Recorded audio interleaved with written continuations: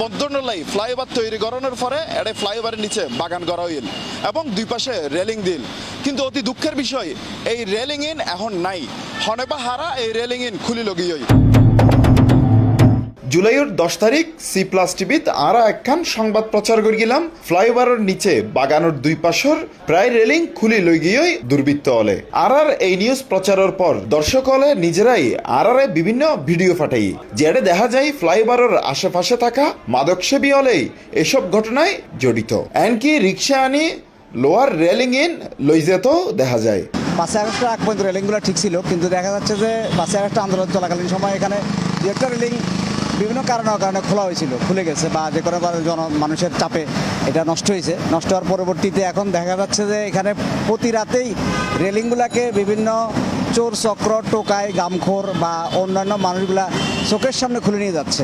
আগে বাগান আছিল, রেলিং আছিল, বহুত সুন্দর আছিল, কিন্তু এখন তো টোকাই লই যার গই এখানে মুখে সরকারি নসার এখানে চাইলে তো ভালো হয়। বাজারে টোকাই পোলা পানি সবগুলো নিয়ে বিক্রি করে দিচ্ছে, ওরা কেউ ডাক দেয় না। আরে এইগুলো এখন আস্তে আস্তে সবগুলো নেই, আজকে সকালেও নেই সেইগুলো। এগুলো সব টোকারে আসছে, এগুলো এখনো মানে গার্জিয়ান নাই মনে কিন্তু চুরি করে।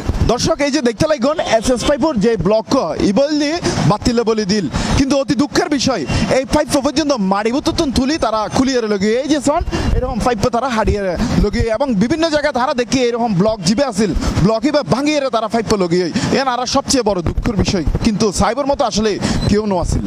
আর সি প্লাসের সংবাদ প্রচারের পর নড়িচড়ি বসে চট্টগ্রাম সিটি কর্পোরেশন ফ্লাইওভারের নিচে নজরদারি করি বললাই প্রশাসনের সিডি ফাটাইব এবং দ্রুত আবার হাত শুরু করি সাজাইবর হতা জানাইয়ে চট্টগ্রাম সিটি কর্পোরেশনের প্রধান নির্বাহী কর্মকর্তা শেখ মোহাম্মদ তৌহিদুল ইসলাম। নতুন করে টেন্ডার দিয়েছি, আমরা নতুন প্রতিষ্ঠান আমরা নিয়োগ করতে যাচ্ছি যারা এগুলা রক্ষণাবেক্ষণ করবে। কিন্তু বিষয়টা যেটা দাঁড়াইছে সেটা হচ্ছে ওখানে তো রেলিং ছিল এবং এটা ম্যাক্সের সিকিউরিটি তুলে নেওয়ার পরে এগুলা বিভিন্ন জন এগুলা আপনি যেটা বলেছেন আর কি এটা তুলে নিয়ে গেছে, এগুলা ইয়াদের রাত দেখানো হয়েছে বকাটাদের। কারণ আমরা সেই বিষয়ে আমরা একটা সিদ্ধান্ত নিয়েছি, আমরা পুলিশকে একটা চিঠি দিব সিটি কর্পোরেশন পক্ষ থেকে।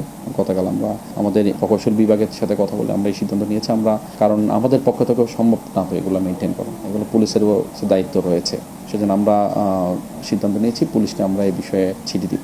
আর সি প্লাসর এই সংবাদ প্রচারণের পরপরেই অভিযান চালাইয়ে 6 জন মাদক সেবীরে ফ্লাইওভারের নিচুত্তন আটক করা হয় এবং নিয়মিত নজরদারির পাশাপাশি এসব কাজে যারা জড়িত তারারে আইনের আওতায় আনি বললেই অভিযান চলমান থাকবে বলে জানাইয়ে পাঁচলাইশ থানার অফিসার ইনচার্জ মোহাম্মদ সুলাইমান। আমাদের রিপোর্টটা আমার চোখে পড়ছে, এরপরেই কিন্তু আমি একটা টিম গঠন করেছি এবং একটা অভিযান পরিচালনা করছি। অভিযান পরিচালনা করে অলরেডি ওখান থেকে 6 জন আমরা অ্যারেস্ট করছি, 6 জনকে আমরা আইনের আওতায় নিয়ে আসছি। তা আমাদের অভিযান কিন্তু অব্যাহত আছে। আমরা এখানে বেশিরভাগ হচ্ছে ঘামখোর যারা আছে এবং টোকাই জাতীয় এরাই এই কাজটা করে। তা আমরা তাদের পেছনে কেউ আছে কিনা সেটা আমরা দেখতেছি, সেটাও যদি থাকে এদের নেপথ্য যদি কেউ থাকে আমরা তাদেরকেও আইনের আওতায় নিয়ে আসবো। সিটি কর্পোরেশনের উদ্যোগ কিংবা প্রশাসনের করা নজরদারি থাকুক এই ফ্লাইওভারের নিচে যে বাগান এই সৌন্দর্য বর্ধনের উদ্যোগ, যাতে আর কোনো ধরনের রেলিং বা গুরুত্বপূর্ণ জিনিস চুরি না হয়। বেগুনের দাবি যাতে সংশ্লিষ্ট কর্তৃপক্ষ কার্যকরী পদক্ষেপ গ্রহণ করে। চট্টগ্রামের 2 নম্বর গেট এলাকাতুন Hossain Abbas, C plus TV.